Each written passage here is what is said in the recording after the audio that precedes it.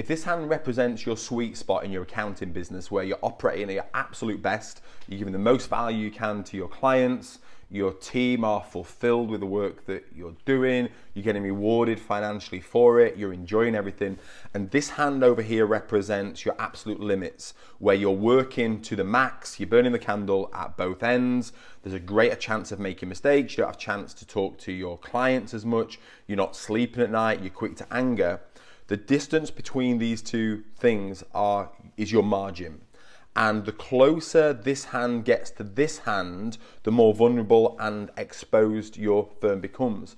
So every time you say yes to a client that you should have said no to, every time you discount your services, every time you provide more services to your clients because you don't recalibrate the scope of work regularly enough and you just do extra things for free, every time you add new services on that you're perhaps not so competent in or that you feel you should be doing because everyone else is doing, every time you allow that client to stay with you and you don't challenge them in the fact that they're not giving you the information that you need on time, every time you don't prioritize things that are important because you're too focused on things that are urgent, every time you don't systemize, every time you become distracted, every time you don't stand up for what you believe in, for your rules that you've established in your firm that you want your clients to work to, every time you don't do that because you're fearful or because you have a lack of confidence or because you don't know how to impose them or maybe because they're not set in the first place,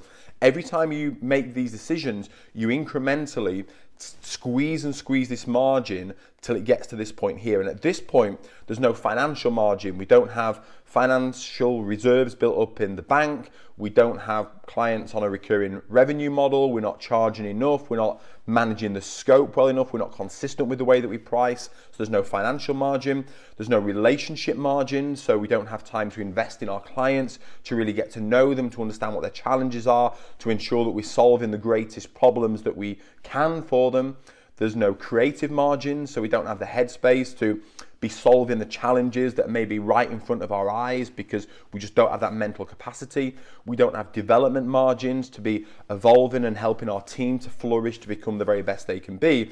And at this point, the margin is so tight, you are now vulnerable and exposed in your firm. And you only need something to push you up to the edge. One event, something could be fairly simple, could be fairly major, to take you up to, over, or beyond the edge. And that thing could be a member of staff leaving, it could be a client or a handful of clients leaving, it could be tax season, or it could be the coronavirus, right? And especially if you start to get those in combinations, so client leaving, member of staff leaving, tax season, bang, coronavirus, that is a very dangerous position to be in. And then what happens is when that event happens, we typically blame the event and we don't focus on all the things that took us up to the edge. We focus on the thing that took us over the edge. What I want to do is bring you greater awareness about this concept of margin, the different types of margins that you can have in your firm, so you can be more intentional about widening it and protecting it with all your might as we move forward into this new world. Now, I appreciate that hindsight's a wonderful thing, and I'm not stood here saying that we've got it perfect in our firm by any stretch. We've got a lot of things right. I know we could do things better, but we do have that margin now, so we are able to provide great levels of service to our clients. We are able to respond to that additional support that people need right now. We do have the financial reserves in place. Our team aren't quite at max now. They probably were a week or so ago, but they're not quite at max now. And when I've been speaking to other firms who have this cushion, have this margin now, so they're not butted up to it, they're kind of hovering here and slowly broadening it back out. When I've spoken to them, there are certain things that they are doing differently and they are very intentional about protecting that margin. So as we move into this new world, I just want you to think about it, and not just the financial margins, but relationship margins, creative margins, development margins, etc. So I'm just going to share a few ideas with you now. So earlier this year, I spoke to Ewan Brown at Total Accounting, and something that he was doing differently was, whereas every other firm was working to the government's imposed deadline for tax season, it imposed his own deadline. So rather than it be the 31st of January, his was the end of September. So he was putting a lot of pressure on his clients in June and provided them with great levels of support and ringing them and helping them to make sure that they could get their tax return completed so that they could finish everything off by the end of September. And if they didn't, then there were financial, what's the word I'm looking for here?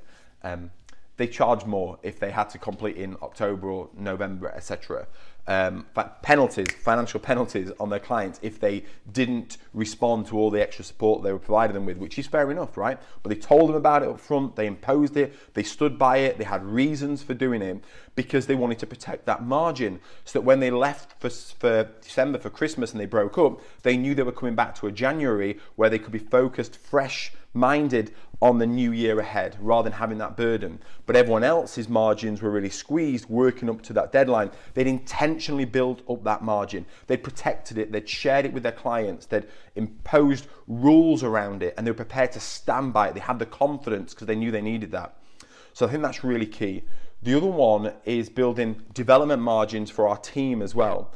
And so I've spoken to a few firms, and what they do is intentionally set time aside for their teams to be working on themselves or working on areas of their business or the business as a whole. So some of them are spending as much as 10% of their week, half a day a week, focused on self-development, on learning new things, on building out systems and processes, which might seem a lot. And then obviously you've got to get your finances right to accommodate that. But what it means is that by doing that, you naturally start to build out other margins because people become better at what they do. The systems work much more efficiently.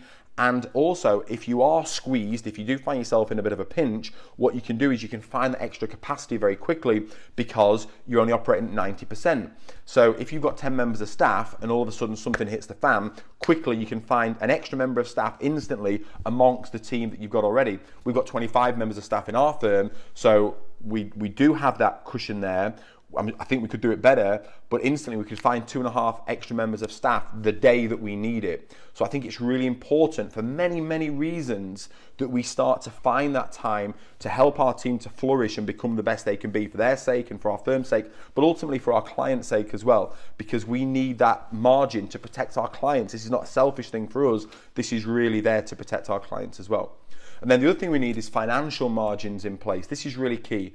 So we need to be pricing consistently. We need to be managing scope. As I've been saying for a long time, the only way that we can do that is to get our entire team on board. You need a system. Obviously, I'm going to say that you need Go Proposal, but a lot of people, when I did the survey, cited Go Proposal as being one of the things that really enable them to achieve that consistency with pricing, managing scope creep, that's helped them to develop a recurring revenue model, get all of their clients on direct debit via Go Cardless, and also to start to build up these financial reserves and these financial cushions. It's absolutely imperative that you're able to do that to get you through periods like this.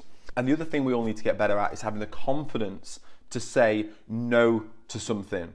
And we need to remind ourselves of what we're saying yes to by saying no to this. Because whenever we say no, we're saying yes to something else. And likewise, if you say yes to something, you are saying no to something else. So we have to get better at saying no to taking that client on potentially, no to an existing client, no to taking on a service that's not within our competency or that there's high risks to or low rewards to. Just because someone else is doing it doesn't mean to say that we need to do it. One thing that we've ensured throughout our firm is that our compliance services, our bookkeeping services, and our payroll services are strong and that we're profitable in the way that we charge for them. Yes, advisory services are really key as well, but in these times when everything starts to get squeezed, it's those core services where we need to really focus our attention on, especially as the government's passing different legislations. It's those that our clients really need help with right now. So we need to make sure that we're saying yes to the right things and no to the right things. It's so easy to become distracted. There's so many things that want our attention. You know, going to 2-day and 3-day events because you're fearful of missing out, but you're not going with the intention of solving a specific challenge in your business.